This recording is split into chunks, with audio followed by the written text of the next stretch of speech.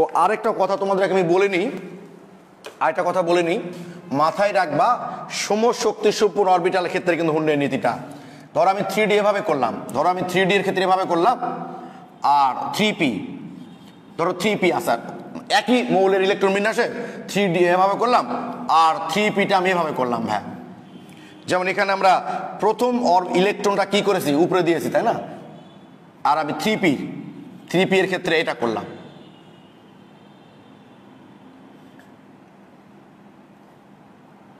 প্রথম ইলেকট্রনটাই আমি নিচে দিলাম, মনে করো,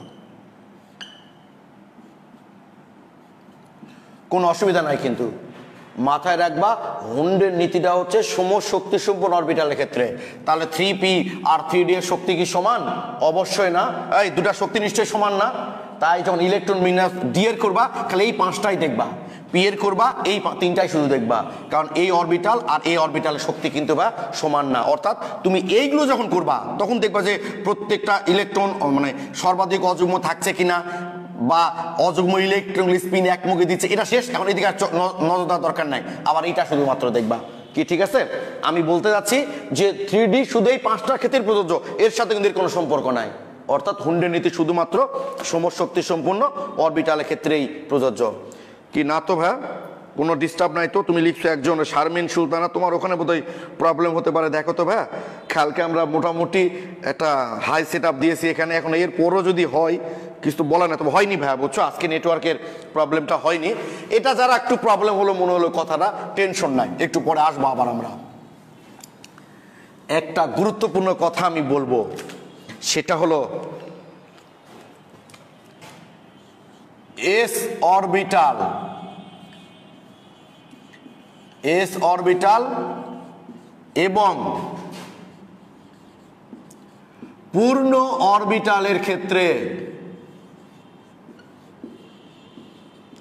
এস অরবিটাল এবং পূর্ণ অরবিটালের ক্ষেত্রে, এস অরবিটাল এবং পূর্ণ অরবিটালের ক্ষেত্রে হুন্ডের নীতি প্রযোজ্য নয়। এস অরবিটাল আমি বুঝাই দিচ্ছি, কোনো টেনশন নাই, খুব গুরুত্বপূর্ণ কথা। আমি তোমাদের এই জন্য ওই পূর্ণ অরবিটালগুলোটা দেখাচ্ছিলাম না, শুধুমাত্র অপূর্ণ অরবিটালগুলোর ক্ষেত্রে যাচ্ছিলাম। এস অরবিটাল এবং পূর্ণ অরবিটালের ক্ষেত্রে হুন্ডের নীতি প্রযোজ্য নয়। এস অরবিটাল এবং পূর্ণ অরবিটালের ক্ষেত্রে হুন্ডের নীতি প্রযোজ্য নয়।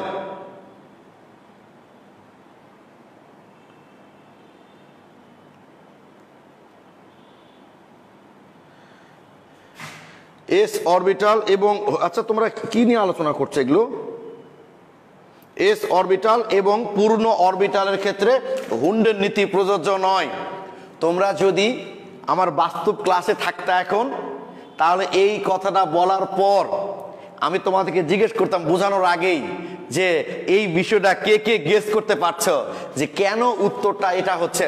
তোমরা নিজেরা একটু মনে মনে ভেবে থাকো তো ভাইয়া, যে ভাইয়া এই কথাটা কেন বললো যে এস অরবিটাল আর পূর্ণ অরবিটালের ক্ষেত্রে হুন্ডের নীতি প্রযোজ্য নয়। এস অরবিটাল এবং পূর্ণ অরবিটালের ক্ষেত্রে হুন্ডের নীতি প্রযোজ্য নয়। তোমরা একটু নিজেরা গেস করো তো।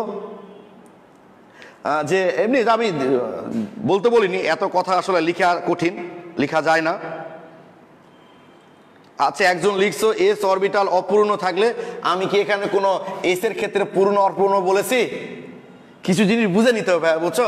এস অরবিটাল মানে এস এর ক্ষেত্রে প্রযোজ্যই না, ওটা পূর্ণ হোক আর অপূর্ণ হোক। আমি তো লিখিনি ভাই যে পূর্ণ হলে, আমি কিছুই লিখিনি এস অরবিটাল মানে, তাহলে তো এসটা লিখতামই না, পূর্ণ কথাটা তো লিখছি এখানে, বুঝো নি? কিছু জিনিস বুঝে নিতে হয়। যদি এস এর পূর্ণ অপূর্ণ ব্যাপারটাই থাকতো, তাহলে এস আমার আলাদা করে লেখার কি দরকার ছিল? আমি পূর্ণ অরবিটাল কথাটা তো লিখেছি এখানে, এস আলাদা করে লিখেছি মানে এস পূর্ণ হোক আর অপূর্ণ হোক। এস অরবিটালের ক্ষেত্রে হুন্ডের নীতি প্রযোজ্য নয়। যদি তোমরা আমার বাস্তব ক্লাসে থাকতা, তাহলে তোমাদেরকে আমি জিজ্ঞেস করতাম যে বলো তো কেন, যে তোমরা কেউ কিছু গেস করতে পারছো কিনা। কিন্তু যেহেতু তোমরা আমার বাস্তব ক্লাসে নাই, তাই আমি তোমাদেরকে জিজ্ঞেস করছি না। একজন লিখছে এক্ষেত্রে অযুগ্ম ইলেকট্রন থাকে না, এটাও ঠিক আছে অবশ্য। একটু গেস করো, তোমরা না লিখলেও চলবে, সমস্যা নাই, একটু গেস করো যে ভাইয়া কেন বলেছে এস অরবিটাল এবং পূর্ণ অরবিটালের ক্ষেত্রে হুন্ডের নীতিটা প্রযোজ্য নয়। একটু গেস করো, তারপর আমরা ব্যাখ্যা করব। আশা করি তোমরা যে যেটাই চিন্তা করো না কেন মনে মনে একটু চিন্তা করে ফেলেছ। এখন আমরা যে দেখি কেন এগুলোর ক্ষেত্রে হুন্ডের নীতি প্রযোজ্য নয় বলে বোঝানো হচ্ছে যে হুন্ডের নীতি অ্যাপ্লাই করলেও যা হবে, অ্যাপ্লাই না করলেও তাই হবে, এটা বোঝানো হচ্ছে। কিন্তু প্রযোজ্য নয় মানে কি? যেমন ধরো একটা বাস সিটি একটা বাসে সিটি একটা, মানে ওই একটা সিটে দুইজন বসতে পারে। তাহলে তুমি বলো তো ভাই, ওই বাসে কি হুন্ডের নীতি অ্যাপ্লাই হবে? কারণ প্রথম জন গেলে ওই সিটেই বসবে, দ্বিতীয় জন গেলেও কি করবে বলো দেখি, ওই সিটেই বসবে, সিটি তো একটা। তো এস অরবিটালের ভাই, এস এর ক্ষেত্রে অরবিটালই তো এর একটা, এস এর ক্ষেত্রে তো অরবিটালই একটা। তো প্রথমটা গেলে ওখানেই, দ্বিতীয়টা গেলে ওখানেই, বিকল্প কোনো পথ নাই আসলে, যেহেতু এস এর অরবিটালই একটা। তাই প্রথমটা গেলেও যেখানে, দ্বিতীয় ইলেকট্রন গেল সেখানেই। এই জন্য এস অরবিটালের ক্ষেত্রে হুন্ডের নীতি প্রযোজ্য নয়। সেটা একটা থাক আর দুইটা থাক না কেন, এস এর ক্ষেত্রে আমরা বুঝতে পারবো না যেটা হুন্ডের নীতি অ্যাপ্লাই হয়েছে কিনা, কারণ প্রথম ইলেকট্রন ওই একটাতে যাবে, দ্বিতীয় ইলেকট্রন একটাতে যাবে। আমরা বলেছি সমশক্তি সম্পন্ন অরবিটাল। তো সমশক্তিমান কি আর অরবিটাল থাকা লাগবে? তো তুমি কম্পেয়ার করবে কার সাথে? আমি অনেক সময় কাউকে জিজ্ঞেস করি, ধরো তোমাকে আমি জিজ্ঞেস করলাম, আচ্ছা তোমার ভাই কয়টা? ও বলল আমরা এক ভাই। বলছো আচ্ছা তোমার ওই ভাই কি করেন? বলছে আমার তো কোনো ভাই নাই, আমি একাই। বলছো যে তুমি বললা যে এক ভাই, আমি একা তো তাই এক ভাই বললাম। তো তুমি একা হলে তুমি কার ভাই হলা? তুমি যখন বলেছো এক ভাই আমার, তার মানে আমরা কি বুঝবো ভাই বলো তো? তোমার আরেকটা ভাই আছে। তোমার যদি কেউ জিজ্ঞেস তোমার কয় ভাই, তোমার কি বলতে হবে? আমার কোনো ভাই নাই, আমি একা। আর যখন তুমি বলবো আমরা এক ভাই, তখন মানুষটা কিন্তু ভাববে যে তোমার আরেকটা ভাই আছে, মানে তোমার দুই ছেলে। কথা কি ক্লিয়ার? তো এস এর অরবিটালই একটা, তো তুমি কম্পেয়ার করবে কার সাথে? যে সমশক্তি সম্পন্ন অরবিটাল, ওর তো অরবিটালই একটা। এই জন্য এস অরবিটালের ক্ষেত্রে হুন্ডের নীতি প্রযোজ্য নয়। তাহলে আমার ধারণা তোমরা এইটা বুঝতে পেরেছ, এস অরবিটালের ক্ষেত্রে হুন্ডের নীতি প্রযোজ্য নয় কেন। আমার বিশ্বাস তোমরা এটা বুঝতে পেরেছ, এবং সত্যি সত্যি আমার বিশ্বাসটা ঠিক কিনা, মানে তোমরা বুঝতে পেরেছো কিনা আমাকে একটু কমেন্টে জানাও তো ভাই, যে এস অরবিটালের ক্ষেত্রে হুন্ডের নীতি প্রযোজ্য নয় কেন, এটা বুঝতে পেরেছো কিনা। এসপি দা সেই লাগলো ভাই। হ্যাঁ তোমরা খেয়াল করে দেখবে ভাই, এই কাজগুলো কিন্তু করি আমরা কথায় কথায় বলি সাপোজ ধরো, না হয় সাপোজ বলো না ধরো বলো রে ভাই, সাপোজ ধরো কেমন কথা। তারপর বলি তার মুখের ফেসটা খুব সুন্দর, মুখের স্ট্রাকচার বলো বা ফেসের স্ট্রাকচার বলো, মুখের গঠন বলো, মুখের ফেস, তাই না? আমরা এই শব্দগুলো মাঝে মাঝে ব্যবহার করি। থ্যাংক ইউ, তোমরা বুঝতে পেরেছো। যেহেতু এস এর অরবিটালই একটা, সুতরাং সমশক্তির ব্যাপারটা তো এখানে আসবে না। এই জন্য এস অরবিটালের ক্ষেত্রে হুন্ডের নীতি প্রযোজ্য নয়। এইবার পূর্ণ অরবিটালের ক্ষেত্রে কেন প্রযোজ্য নয় শোনো। এখন আমি বাসে উঠে দেখলাম যে বাসে পুরা বাস পূর্ণ, প্রত্যেক সিটেই দুইজন করে বসে আছে। কথাগুলো খেয়াল করো ভাইয়া তোমরা। আমি একটা বাসে উঠে দেখলাম বাসের প্রত্যেকটা সিট পূর্ণ, অর্থাৎ প্রত্যেক সিটে দুইজন করে বসে আছে। তুমি কি ধারণা করতে পারবা ভাইয়া বলো তো, যে তারা প্রথমে একজন করে বসেছিল, তারপর আরেকজন করে বসেছিল, না প্রথম থেকেই দুইজন করে বসেছিল? তুমি কি এটা গেস করতে পারবা? গেস করতে পারতা যদি এমন হতো যে বাসের প্রথম থেকে প্রত্যেকটা সিট পূর্ণ, শেষের গিয়ে দেখি একটা সিট পুরাই ফাঁকা, তখন আমরা বুঝবো যে আসলে এখানে হুন্ডের নীতি অ্যাপ্লাই করা হয়নি। কারণ পিছনের একটা সিট দুটাই ফাঁকা, অথচ প্রথম থেকে সিট দুটা পূর্ণ কেন? অর্থাৎ ফাঁকা থাকতে হবে, অরবিটাল ফাঁকা থাকতে হবে। আর অরবিটাল ফাঁকা থাকা মানে বিজোড় ইলেকট্রন থাকতে হবে। বিজোড় ইলেকট্রন না থাকলে আমরা কখনোই বুঝতে পারবো না হুন্ডের নীতি প্রযোজ্য কিনা। আমি উদাহরণ দিচ্ছি, দেখো, তাহলে ব্যাপারটা আরো ক্লিয়ার হবা তোমরা। মনে করো ভাই, এই অক্সিজেন মাইনাস ধরি আমরা, বা নিয়নের ক্ষেত্রে ধরি নাও নিয়ন, ওকে, এর ইলেকট্রন বিন্যাস করছি আমরা 1s2 2s2 2p6। এই যে দেখো 2p6।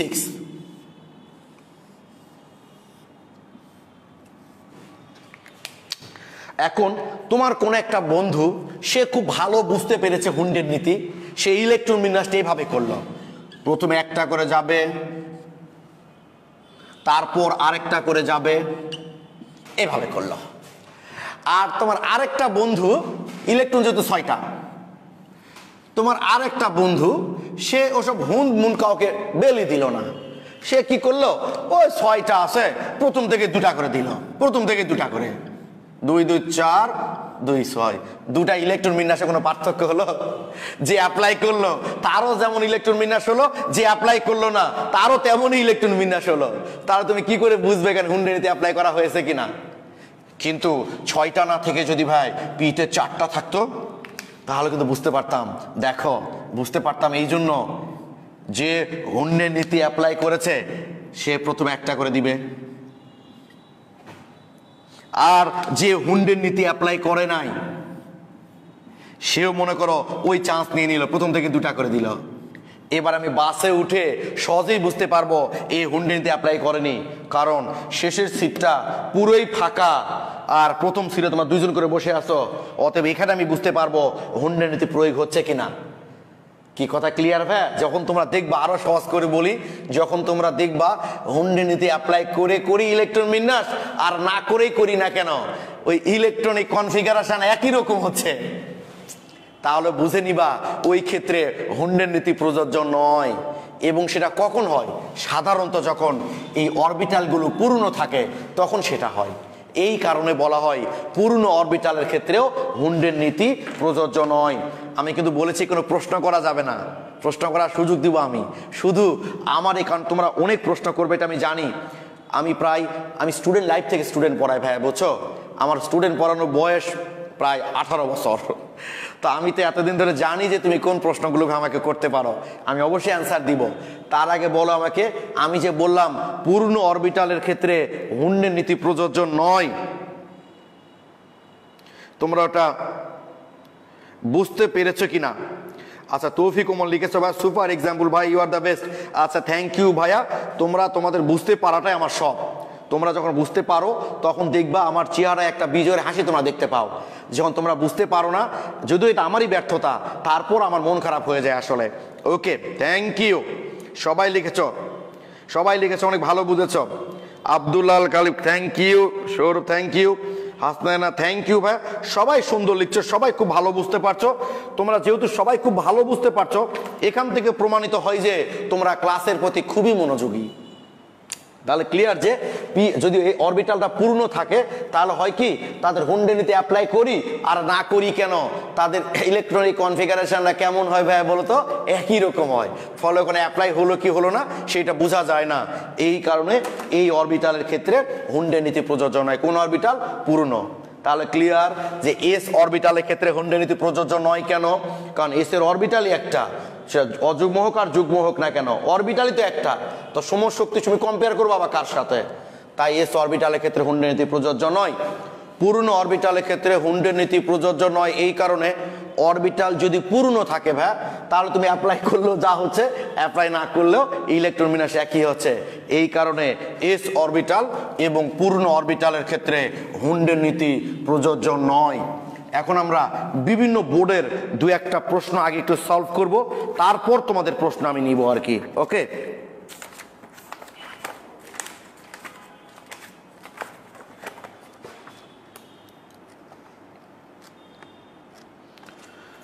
তোমরা যারা দূরে আসো, বই পাও নাই, বই সংগ্রহ করতে পারো নি আর কি, তোমরা আমাকে ফোন দিবা। হ্যাঁ, প্রয়োজন এখান থেকে কুরিয়ার করে পাঠানো হবে, তোমরা বইগুলো নিয়ে নিও, কারণ বই না নিলে আসলে পড়তে পারবে না। তোমরা যারা অলরেডি এই কনসেপ্ট বুকটা পেয়েছো, তোমরা দেখবা ভাই তোমাদের কনসেপ্ট বুকটা যেভাবে সাজানো আছে, তোমাদের মূল বইগুলো কিন্তু ভাই ওভাবে সাজানো নাই। ওকে, এটা তোমাকে পড়তে অনেকটা হেল্প করবে। আচ্ছা, তোমাদের কাছে বই থাকলে বের করো, তোমরা তো উত্তর দেখে ফেলবা। আচ্ছা, উত্তরটা যেন দেখো না, বা বইটা পড়েই বের করো, আমি বইয়ের পেজটা পড়েই বলি, বইয়ের পেজটা বলে তোমরা আগে উত্তরটা দেখে ফেলবা। এ নাম্বার অপশন, আমি অপশনগুলো আগে লিখছি। ফসফরাস, কি এসছে? যার পারমাণবিক সংখ্যা হচ্ছে 15। তারপর বি নাম্বার অপশন, যার পারমাণবিক সংখ্যা হচ্ছে PD palladium 46। C number option molybdenum 42। D number option chromium 24। Chromium আর মলিবডেনাম একই গ্রুপের মৌল, খালি এই পারমাণবিক সংখ্যার এই ডিজিটগুলা উল্টাই দিলে এর পারমাণবিক সংখ্যা হয়। এই যে 24 উল্টাই দিলে 42, এরা একই গ্রুপের মৌল। প্রশ্নটা হচ্ছে এই যে আমি 4টা লিখেছি, আচ্ছা প্রশ্ন যেটাই হোক, আমার প্রশ্ন যেটাই হোক ভাই, খেয়াল করছে কি তোমরা আমার যে 4টা অপশন দেওয়া আছে, এটা Rajshahi board 2015 question, Rajshahi board 2015 question এটা। তো যেটা বলছিলাম যে প্রশ্ন যেটাই হোক না কেন, প্রশ্ন একটু পরেই বলছি আমি, দেখছো 4টা অপশনের মধ্যে কিন্তু 3টাই ব্যতিক্রম। কেন এর আগে করছো না ভাই তোমরা? প্যালাডিয়াম দেখো ব্যতিক্রম ইলেকট্রন বিন্যাস, মলিবডেনাম ব্যতিক্রম ইলেকট্রন বিন্যাস, ক্রোমিয়াম ব্যতিক্রম ইলেকট্রন বিন্যাস, শুধু একটাই নিয়মের মধ্যে আছে। আমি তোমাদের বলেছিলাম না ভাই যে সাধারণ মৌলের ইলেকট্রন বিন্যাস খুব কম দেয়, ব্যতিক্রম আর আয়নের বেশি দেয়। প্রশ্ন হচ্ছে কোনটির ক্ষেত্রে হুন্ডের নীতি প্রযোজ্য নয়? তোমরা আমাকে একটু কমেন্টে জানাও যে আমি যে 4টা অপশন লিখেছি এইটা রাজশাহী বোর্ড 2015 কোশ্চেন, কোনটির ক্ষেত্রে এ বি সি ডি 4টা অপশনের মধ্যে কোনটির ক্ষেত্রে হুন্ডের নীতি প্রযোজ্য নয়? তোমরা আমাকে একটু কমেন্টে জানাও তো ভাই। আচ্ছা অলরেডি তোমরা জানানো শুরু করেছো, তোমরা এমসিকিউ দেখে ফেলেছো আগে বই। তাসনিমা ইসলাম বি, আচ্ছা পেজ পরে বলছি ভাই।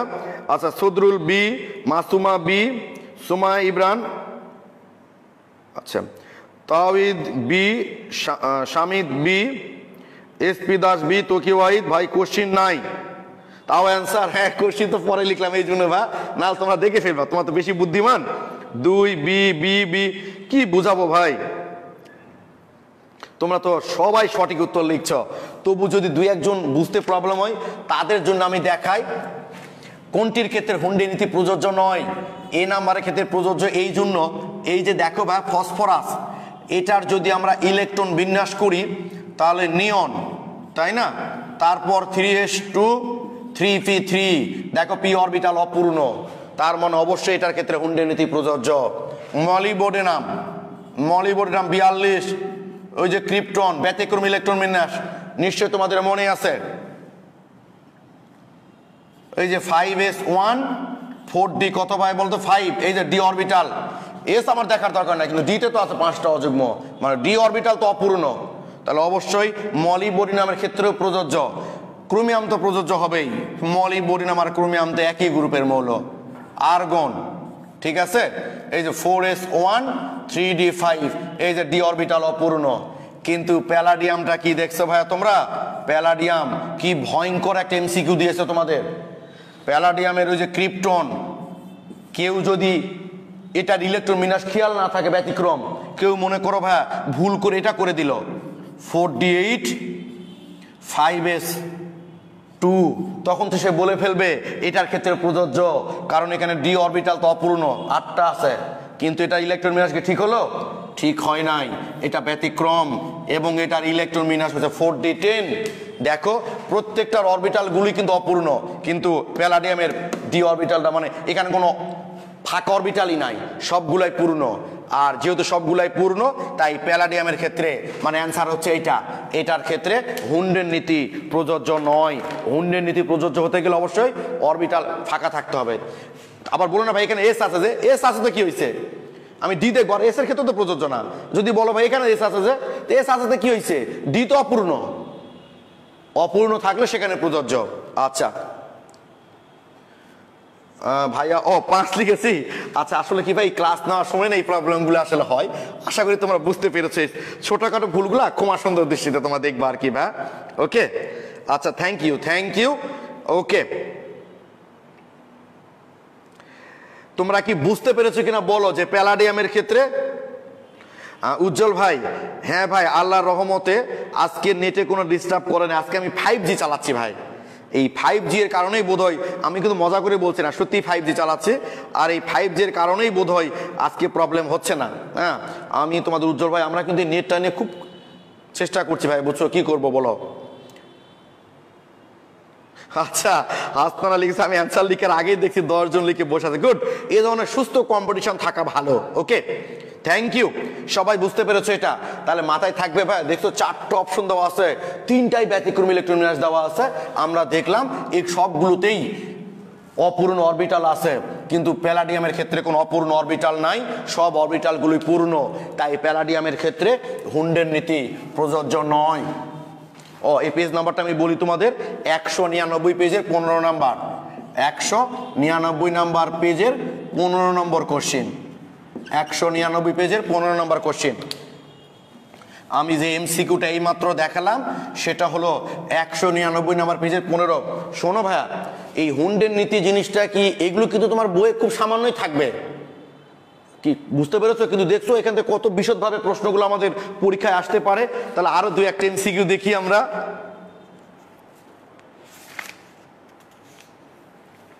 হ্যাঁ, তোমরা চলে এসো এখন 202 নাম্বার পেজের 64, 202 পেজের 64 নাম্বার কোশ্চেন। তোমরা চলে এসো 202 নাম্বার পেজের 64। এখানে একটা উদ্দীপক দেওয়া আছে, বুঝছো, এটা বহুপদী এমসিকিউ, বহুপদী। W4, তারপর X7, তারপর Y8, তারপর Z9। এইটা সিলেট বোর্ড 15, এটা সিলেট বোর্ড 15তে এসছে। তো আমি তোমাদের অবশ্য 65 নাম্বার কোশ্চিন নিয়ে, আচ্ছা পরে আসছি, দাঁড়াও, 64 আগে 64। কোনটির ক্ষেত্রে হুন্ডে নীতি প্রযোজ্য হবে না? এ নাম্বার অপশন হচ্ছে W, বি নাম্বার অপশন হচ্ছে X, C number option Y, D number option Z। তোমরা আমাকে বলো কোনটির ক্ষেত্রে হুন্ডের নীতি প্রযোজ্য হবে না। 202 পেজের এটা 64 নাম্বার প্রশ্ন। কোনটির ক্ষেত্রে হুন্ডের নীতি প্রযোজ্য হবে না? জান্নাতুল বাকি এই আইডি থেকে জয়েন করছো, এ, সৌমদীপ রায় এ, আপন সাহা এ, মুফতাসিম এ, তারপর হচ্ছে আনন্দিতা B4, আচ্ছা বেরিলিয়াম লিখছো, আচ্ছা ঠিক আছে, মারুফা রূপা ডাব্লু, আচ্ছা এ, আচ্ছা ঠিক আছে এ, আচ্ছা থ্যাংক ইউ, সবাই ঠিক উত্তর দিয়েছ। কারণ খেয়াল করো ভাই, এর ইলেকট্রন বিন্যাস কি 1s2 2s2, এস এর সরাসরি, তার মানে এটার ক্ষেত্রে প্রযোজ্য হবে না। এক্স এর ক্ষেত্রে কি হবে 1s2 2s2 2p3, অবশ্যই এটার ক্ষেত্রে প্রযোজ্য। ওয়াই এর ক্ষেত্রে কি হবে, আর যেহেতু 1s2 2s2 2p4, এটার ক্ষেত্রে প্রযোজ্য। জেড 1s2 2s2 2p5, তোমরা কি জানো জেড এর ক্ষেত্রেও কিন্তু প্রযোজ্য নয়। কি খটকা লেগে গেল? উত্তর কিন্তু আসলে দুটাই, তবে দুটাই উত্তর হলেও এটাই তোমাকে পূরণ করতে হবে। আমাদের প্রশ্নে খুব ভালো করে লেখা থাকে নিচের সঠিক অথবা সর্বোৎকৃষ্ট উত্তরটি পূরণ করো। যদি একটাই ঠিক হয় তাতে কোনো টেনশন নেই, যদি দুইটা সঠিক উত্তর থাকে তাহলে দুটার মধ্যে যেটা বেশি ঠিক সেইটা তোমাকে পূরণ করতে হবে। আসলে এই ক্ষেত্রেও প্রযোজ্য না, একটু পরে একটা এমসিকিউ দেখালে তোমরা বুঝতে পারবা। যদি বলো ভাই কেন প্রযোজ্য না, আমি পরীক্ষা করে দেখাচ্ছি। দেখো এই যে এগুলো তো পূর্ণ, এগুলো দেখে লাভ নাই। পি এর এই যে পি 5টা আছে না, তো প্রথমে একটা করে দিলাম, হুন্ডে নীতি অ্যাপ্লাই করলাম, তারপর আরেকটা করে দিলাম, ইলেকট্রন বিন্যাস এটা দাঁড়ালো। আর তোমার আরেকটা বন্ধু যে হুন্ডে নীতি অ্যাপ্লাই করলো না, সে কি করলো জানো, প্রথম থেকেই দুটা করে দিল, তাহলে ইলেকট্রন বিন্যাস একই হচ্ছে। মানে আমি বাসে উঠে যদি দেখি প্রথম থেকে সব সিট পূর্ণ, শেষের সিটে একজন বসে আছে, তাহলেও কিন্তু আমি বুঝতে পারবো না যে প্রথম থেকে জোড়ায় গেছে না প্রথম থেকে একজন করে গেছে। অর্থাৎ আমি বলতে চাচ্ছি যে এস অরবিটালের ক্ষেত্রে হুন্ডের নীতি প্রযোজ্য নয়, ঠিকই আছে কথা। পূর্ণ অরবিটালের ক্ষেত্রে হুন্ডের নীতি প্রযোজ্য নয়, কিন্তু একটা অযুগ্ম ইলেকট্রনও যদি থাকে সেক্ষেত্রে প্রযোজ্য না, কারণ সেক্ষেত্রে আমরা বুঝতে পারবো না হুন্ডের নীতি অ্যাপ্লাই করা হয়েছে কি হয়নি। তাই এই ক্ষেত্রে সঠিক উত্তর এটা এই জন্য, কারণ এস অরবিটাল অবশ্যই হবে না, তারপর আবার পূর্ণ, আর এখানে তবুতে একটা অযুগ্ম ইলেকট্রন আছে, তাই এটাকে আমরা কাউন্ট করছি না। কিন্তু সূক্ষ্মভাবে দেখতে গেলে কিন্তু এই ডি এর ক্ষেত্রেও হুন্ডের নীতি প্রযোজ্য নয়, কারণ আমরা অ্যাপ্লাই করি আর না করি একই রকম ইলেকট্রন বিন্যাস আসবে। মানে যে বললাম বাসের শেষ সিটে যদি একজন বসে থাকে তাহলে কিন্তু তুমি বুঝতে পারবা না যে প্রথম থেকে দুইজন করে বসেছিল সিটে, না প্রথম থেকে একজন করে বসেছিল। তাই একের বেশি যদি অযুগ্ম ইলেকট্রন থাকে তাহলেই শুধুমাত্র হুন্ডের নীতি প্রযোজ্য হবে। দেখি, আচ্ছা অনিন্দিতা লিখেছো ভাইয়া কি বলে দেখি, আমি বুঝতে পারলাম না ভাই আমি কি বলবো, আমি তো কথা বলেই যাচ্ছি। ওকে, এখানে উত্তরে ঠিকই লিখেছো তোমরা, কোনো কমেন্ট নাই না, আমি অপেক্ষা করছিলাম কমেন্টের জন্য তোমাদের। গুড, অম্মে রোকেয়া বসা খুব সুন্দর কথা লিখেছো, যেখানে নীতি নামান করলো, যেখানে নীতি নামে নাও ইলেকট্রন বিন্যাস একই হয় সেক্ষেত্রে প্রযোজ্য নয়। আচ্ছা দাঁড়াও একটা এমসিকিউ দেখাই না, তাহলে তোমরা ক্লিয়ার হয়ে যাবা। আমি আবারও মনে করে দিচ্ছি, ফাইনাল পরীক্ষাতে একটার বেশি অপশন পূরণ করা যাবে না, একমাত্র মেডিকেল অ্যাডমিশন টেস্ট ছাড়া কোথাও একটার বেশি উত্তর পূরণ করা যাবে না। যদি কখনো দুটাই উত্তরকে তোমার সঠিক মনে হয় তাহলে যেটা বেশি ঠিক সেইটা তোমাকে পূরণ করতে হবে, কারণ আমাদের প্রশ্নে লেখায় থাকে সঠিক অথবা সর্বোৎকৃষ্ট উত্তরটি পূরণ করো। আমরা আরেকটি এমসিকিউ দেখছি, তাহলে বিষয়টা তোমরা একদম অল ক্লিয়ার হয়ে যাবে।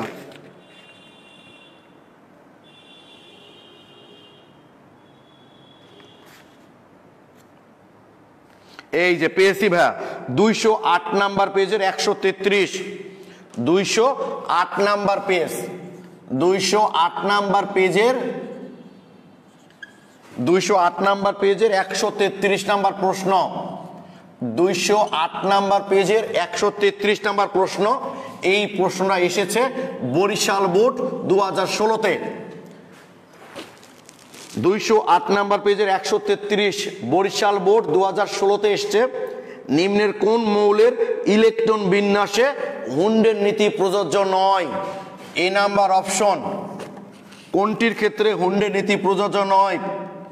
B number phosphorus, C number sulphur, D number chlorine. তোমরা আমাকে একটু কমেন্টে জানাও যে এই যে আমরা চারটা মৌল লিখেছি কোনটির ক্ষেত্রে হুন্ডের নীতি প্রযোজ্য নয়। আচ্ছা শামীম হোসেন মেডিকেল, এখানে দুইটা ভাই, এটা মেডিকেলের সিস্টেম, ওটা আমরা পরে কথা বলবো। আচ্ছা জান্নাতুল বাকি ডি,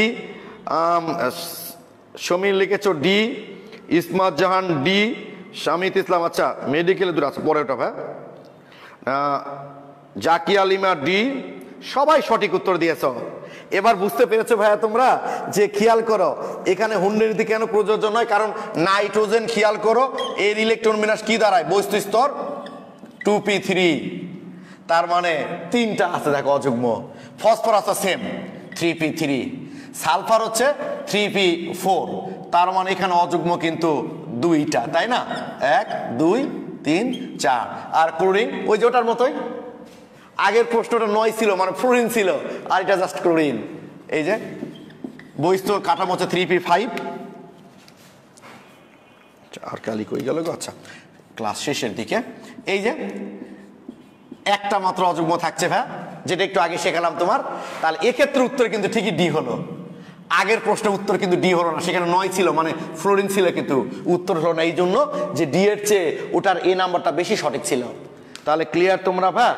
এই মোটামুটি আমরা আজকে হুন্ডের নীতি কমপ্লিট করলাম। আমি যদি আজকে তোমাদের কাছে প্রশ্ন নিতাম ভাই, তাহলে আমরা হুন্ডের নীতি কখনো এত ক্লিয়ারলি শেষ করতে পারতাম না। এখন তোমরা রুমে পড়ো, কোশ্চেনগুলো দেখো, কোনো প্রশ্ন থাকলে গ্রুপে আপলোড দিবা, আমরা আগামী ক্লাসে এগুলো সব দিব। তাহলে আজ এই পর্যন্ত। তাহলে আগামী পর্বে কি হবে একটু শুনে নি। আগামী পর্বে আমরা পুরো ক্লাস করব পলির বর্জন নীতির উপর। আচ্ছা আমি এত দ্রুত এমসিকিউ ভাই, আমার ম্যাক্সিমাম প্রশ্নগুলোই মুখস্থ, কোন প্রশ্ন অ্যাডমিশন টেস্ট ফাইনাল পরীক্ষায় কত সালে এসছে এগুলো আমার মুখস্থ, আর আমি এই কারণে বের করতে পারি। তাহলে আগামী পর্বে আমরা পুরো ক্লাসই করব পলির বর্জন নীতি। সেখান থেকে কত কি শিখবো জানো?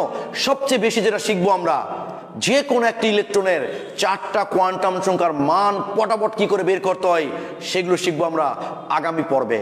ততক্ষণ সবাই ভালো থেকো, সুস্থ থেকো, ঘরে থেকো। Thank you. একটু দাও,